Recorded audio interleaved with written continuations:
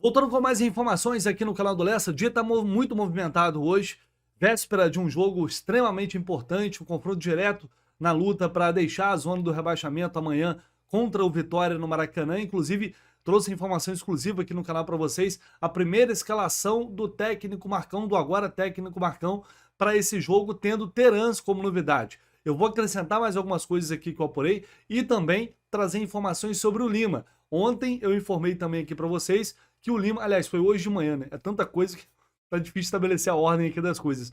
Hoje pela manhã eu informei que o Lima sofreu uma lesão muscular e os amigos lá do Saudações Tricolores confirmaram que é uma lesão muscular de grau 3, inclusive. Uma lesão, ou seja, uma lesão que vai tirar o Lima do time aí por mais ou menos um mês, talvez até um pouco mais. A lesão mais séria que o Lima acaba sofrendo desde que chegou ao Fluminense. E coincidentemente parece brincadeira, né? É um negócio impressionante. Só foi o Diniz sair do Fluminense que o Lima acaba tendo uma lesão mais séria. É incrível. O Diniz é expulso no Fla-Flu, ele já estaria fora do jogo de qualquer forma. Aí o Lima também é expulso, sofre a lesão e agora vai ficar um tempo fora justamente quando o Diniz resolve sair. Realmente impressionante. Mas uma pena, a gente não quer ver ninguém lesionado, ainda mais no momento que o Fluminense precisa de cada vez mais opções para montar esse time. Então, mais um jogador que sofre lesão e vai ficar um tempo afastado. No vídeo anterior, que eu lancei agora à tarde, eu também informei, atualizei sobre os lesionados. Então, quem não assistiu lá, puder dar uma conferida, vai lá, porque tem muita informação, inclusive sobre a entrevista coletiva de despedida do técnico Fernando Diniz. Um detalhe a mais sobre o time de amanhã, porque tem muita gente perguntando, pô, Lessa, mas você falou que vai ser um 4-3-3 o Fluminense, né? Mas o Terans vai ser um meia, não vai ser um ponta. E aí, o que eu posso dizer para vocês em relação ao posicionamento? O Terans ele vai funcionar, quando o Fluminense estiver defendendo, ele vai recuar para formar ali uma linha de 5 à frente da defesa, deixando somente o Cano um pouco mais à frente, né? Claro, né, a gente sabe que o Cano volta muito também, então vai meio que vai ter variação nessa recomposição. Mas a intenção até, talvez, quem sabe, dar um certo descanso ao Cano. E aí o Terans volta para preencher o meio de campo na marcação. E é claro que ele vai ter que ter disposição para fazer isso. E vai ter um papel muito importante nesse sentido. Mas quando o time for atacar, aí o Terans vai fazer uma função parecida com a do Arias, caindo mais pelos lados. Isso me anima um pouco, porque acho que se assemelha um pouco mais ao que ele fazia no Atlético Paranaense. Mas, enfim, se eu tiver outros detalhes, eu vou trazer para vocês no pré-jogo de amanhã aqui no canal, a partir das 6 da manhã. Mas, a princípio, é essa a ideia do Marcão. Eu falei mais cedo, acho que é necessário fazer mudanças um pouco mais profundas. Esse meio de campo me preocupa um pouco com o Gabriel Pires, com o Ganso, porque é um meio de campo mais lento, apesar de ter qualidade. E essa recomposição do Terans também tem que ver como vai funcionar. Mas quem sabe a mudança pode se dar através da postura também, né? Da forma de atuar, do estilo de jogo. Enfim, eu tô curioso para ver como vai funcionar e como vai ser essa reestreia do Marcão no comando aí do Fluminense. Eu queria levar um papo bem sério e importante aqui com vocês, porque, galera, a mudança aconteceu, o Diniz não está mais no comando do clube, agora a bola está com o Marcão, e a situação do Fluminense é preocupante. É muito preocupante, a gente sabe disso. São 6 pontos em 33 disputados. A gente não pode esquecer que a realidade é essa. E agora, a gente tem a esperança de que talvez essa mudança ela possa ter um efeito imediato, né? Por mais que alguns jogadores estejam abalados, a gente vai falar sobre isso, mas não tem outra forma, acredito eu, de também ajudar o time a sair dessa situação, a não ser abraçando a equipe nesse momento. Então, o torcedor que pode ir ao Maracanã, vá ao Maracanã, faça a sua parte. O Fluminense, mais do que nunca, vai precisar do seu torcedor para sair dessa zona do rebaixamento, para vencer esse jogo contra o Vitória. Foi o que eu falei, a pressão ela vai estar muito mais pro Fluminense. É um confronto direto, não tem como negociar esse resultado. Qualquer resultado que não seja uma vitória amanhã é trágico, pela situação que já está a equipe. Então é hora agora de todo mundo esquecer um pouco esse clima, que estava um clima pesado, um clima tenso, e é natural, uma divisão muito grande em relação à demissão do Fernando Diniz. Então agora é hora de todo mundo se juntar, ter um pensamento positivo para fazer isso dar certo, né? Para que o time possa ter um pouco mais de tranquilidade e, claro, eles precisam corresponder em campo. Não adianta também só a torcida, porque a torcida já está fazendo isso. A torcida vai ao estádio, ela empurra, ela canta o tempo inteiro. O único momento diferente foi contra o Atlético Goianiense, que realmente o clima era pesadíssimo, e se fosse o Diniz agora contra o Vitória, seria pior, certamente. Então agora é hora de dar uma respirada, de pegar o time no colo novamente para ajudar a equipe a sair dessa situação. É pelo bem do Fluminense, tudo é pelo bem do Fluminense, é pela sobrevivência do Fluminense na Série A, que é algo que a gente não tem como mensurar aqui a importância disso. Então amanhã eu tenho certeza que o Fluminense tem tudo para conseguir reencontrar o caminho das vitórias e para a gente começar a sair dessa situação. Então você que pode ir ao Maracanã, tem condições de ir ao Maracanã, vá, porque a sua presença é muito importante para o time. Vou trazer aqui agora informações de bastidores que a competente, a amiga Aline Nastari trouxe. Ela que não é só setorista do Fluminense, né, porque ela cobra outros clubes também, mas ela está sempre no Fluminense. Pela TNT Esportes, ela apurou algumas situações de bastidores dessa saída do Diniz e publicou um vídeo que está nas redes sociais da TNT. Eu vou colocar aqui para vocês agora, porque são informações importantes e preocupantes até, inclusive, para a sequência do time. Apuramos os bastidores da saída do Diniz e vamos trazer aqui algumas informações de forma exclusiva. A percepção da diretoria do Fluminense é que alguns dos jogadores, de alguma forma, estão se sentindo culpados pela saída do treinador. O forte abatimento do grupo na despedida impressionou muito além do normal. Na forma do Diniz de trabalhar, existia uma troca muito intensa, uma relação eu por vocês e vocês por mim. Por isso, no primeiro dia após a despedida do Diniz, o presidente Mário Bittencourt fez junto com a diretoria uma reunião que, além de, obviamente, apresentar oficialmente Marcão como técnico, teve o objetivo de motivar o grupo.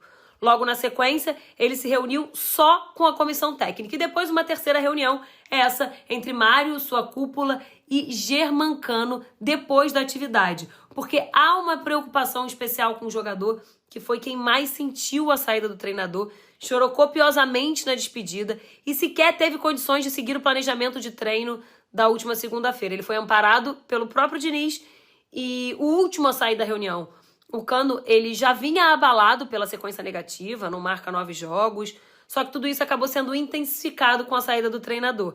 E a conversa dessa terça-feira entre o Mário e o jogador teve justamente o objetivo de deixá-lo mais tranquilo, de alguma forma dar afeto. Os relatos da despedida do Diniz são muito fortes, de muito choro, alguns soluçando. O treinador, em seu discurso, trouxe um texto que recebeu de um torcedor que dizia que pensava em se matar e esse Fluminense, campeão da Libertadores, salvou sua vida. Com isso, o Diniz mostrou para o grupo que o trabalho que fizeram juntos mudou a vida não só deles, como a de outras pessoas. Todos esses bastidores, eles foram registrados em vídeo pelo clube e, pelo que eu apurei, a decisão atual é que não será divulgado. Diniz saiu de um contrato renovado até o fim de 2025 para uma demissão em pouco mais de 30 dias. Até 3 jogos atrás era comum a gente ouvir nos bastidores que não tinha chance nenhuma da troca de treinador. E a mudança de postura, obviamente, foi incentivada pela enorme pressão com o Fluminense na lanterna do campeonato, somado ao receio de não ter tempo hábil para mudar a situação diante do pouco retorno que o time demonstrava em campo. A avaliação da diretoria era que Diniz insistia em sua filosofia de jogo em momentos que a cúpula acreditava e verbalizava que deveria ser mais pragmático para garantir o resultado, e isso não era bem aceito pelo treinador. O jogo contra o Flamengo acabou sendo o limite pela escalação, sim, mas também pela performance. Houve ainda a avaliação de um desgaste no ambiente, inclusive citado pelo presidente na entrevista. Porém, os relatos divergem. Há jogadores que pensam que se estava ruim com o Diniz, ficará ainda pior sem ele. E os que de fato já viviam um desgaste no dia a dia intenso, que em algum momento foi a arma do dinizismo dentro e fora de campo, mas a longo prazo, somado aos resultados negativos, acabavam trazendo um desconforto constatado, mas pouco comentado pelos jogadores, pelo grande respeito e o carinho que eles têm com o treinador. A multa do contrato com o Diniz, depois da renovação, é de 6,5 milhões de reais. Antes da renovação era de 3. O Fluminense ainda tenta negociar em 5, parcelando até o fim dessa gestão, que é o fim de 2025. Pela forma como foi a despedida, as conversas e também pela relação do torcedor depois do anúncio da demissão, Diniz certamente sai do Fluminense encerrando um ciclo pela porta da frente. Uma despedida com espaço suficiente para um até breve e talvez até menor do que se imagina. Então, assim, é claro que que há um impacto emocional grande. O Diniz não estava com o grupo rachado. É claro que tinha jogadores satisfeitos ali, mas de uma forma geral o time ainda acreditava no treinador. Não é aquele rompimento quando ninguém suporta mais o técnico, quando todo mundo quer ver o técnico, né, longe dali, não é isso. E esse abalo do Cano também me preocupa muito, mas eu acho que algo me diz que não é só a saída do Diniz, é o momento dele que é muito ruim também, e o receio de não conseguir melhorar, de não conseguir recuperar, um monte de coisa que passa pela cabeça do jogador, né? Porque, afinal de contas, é um ciclo que se termina e todo mundo tem que ter equilíbrio emocional nesse momento para tirar o Fluminense dessa situação. Eu creio que eles se sentem responsáveis também pela demissão do Diniz. E de fato são. O Diniz nunca foi culpado sozinho. Ele é o comandante do time, ele é responsável pelas estratégias, pelas escolhas, mas os jogadores também são responsáveis. E eles não estavam correspondendo. E a questão é que não davam sinal nenhum de que os sinais de que essa situação iria mudar. Por isso também acontece a demissão do Fernando Diniz. Então, os jogadores em campo eles também não conseguiram entregar o mínimo necessário para manter o Diniz no cargo. E eu falo tranquilamente, se tivesse feito, cara, 6 pontos a mais até aqui, 6 pontos a mais, o Diniz não teria sido demitido, mas de forma alguma. Tenho certeza disso. Só que a situação ficou tão insustentável que não deu. E aí é natural que eles tenham um abalo, porque, principalmente quem gosta mais do Diniz, sente que, pô, poderia ter feito mais, poderia ter entregado mais, poderia ter feito algo diferente. Mas agora é hora de entender que o Fluminense está nessa situação porque a campanha é péssima, o desempenho é pífio.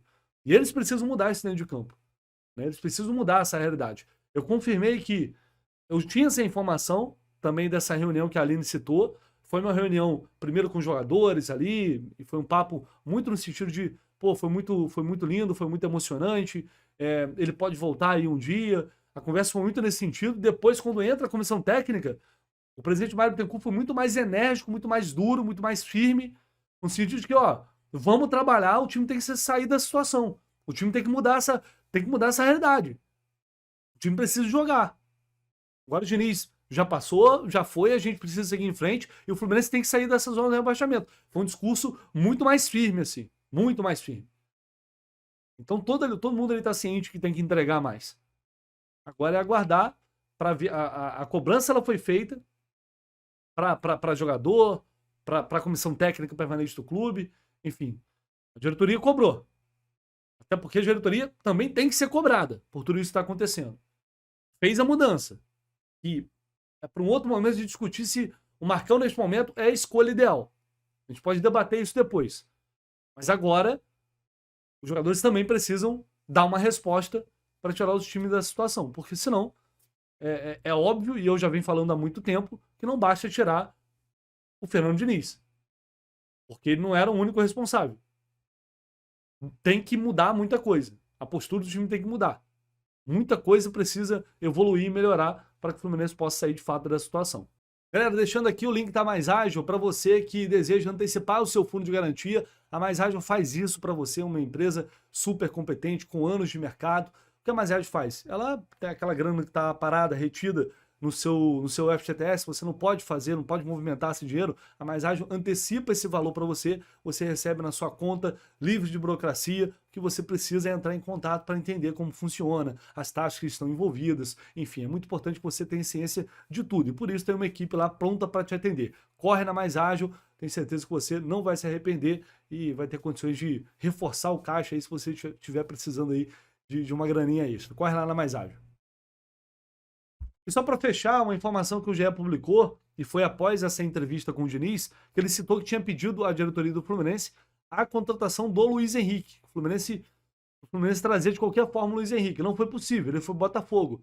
E o Diniz também pediu o IR Mina, o zagueiro Mina, passagens aqui no Brasil pelo Palmeiras, né? Jogador já foi de Premier League, enfim, jogador de seleção. Um cara que, inclusive, muitos torcedores pediram durante muito tempo. O Diniz pediu a contratação do Mina, mas a resposta foi negativa, porque a diretoria afirmou que não tinha como viabilizar financeiramente a negociação. É aí que a gente fala, né? Aí veio Renato Augusto, veio Douglas Costa, veio Terans, e o Mina, que seria um reforço muito importante. Claro, não tem como adivinhar, né? Quem vai dar certo, quem não vai, mas tem uns que a gente já imagina que não. Mas provavelmente o Mina também teria, o Fluminense teria que pagar pela aquisição, principalmente seria de graça. Enfim, seria um belíssimo de um reforço. Mas foram 2 jogadores que o Diniz pediu. Não significa que ele não aprovou os outros. Tudo passa pelo crivo do treinador. Acredito eu, né? Uma leitura de fora e pelo que a gente escuta. Esse foi um dos nomes que o Diniz sugeriu. 2 que seriam 2 jogadores que seriam excelentes reforços. Mas foi o que o Diniz falou, né? Como o clube não tem dinheiro, você tem que trazer jogadores que estão livres do mercado ou que não têm um custo. É isso, galera. Vou ficando por aqui. Amanhã, a partir das 6 da manhã, como sempre, pré-jogo aqui no canal do Leste, com todas as informações de Fluminense e Vitória. Esse jogo decisivo para o Tricolor no Campeonato Brasileiro. Valeu!